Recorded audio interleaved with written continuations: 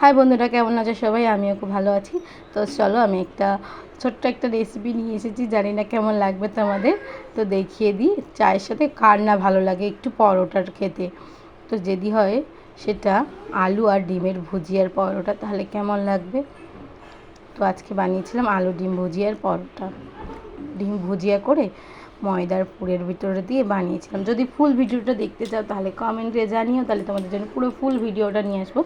তো আমি একটা ভাজতে ভাজতে দেখিয়ে দিই আমার পরোটাটা কতটা পরিমাণে পুরো ফুলেছে আর কতটা পরিমাণে সফট হয়েছে। তো আমি তোমাদের একটা দেখিয়ে দিচ্ছি খুলে। মানে পুরো পরোটাটা গোল হয়ে ফোলে, মানে একটু এদিক ওদিক থেকে মানে যে ফোলে না এরকম হয় না। আমি তো পুরো পরোটাগুলোই ফোলে। বাট চলো, আমি তোমাদের সেগুলো একটুখানি দেখিয়ে দিই। প্রচুর গরম, ধরা যাচ্ছে না, এতটা পরিমাণে গরম।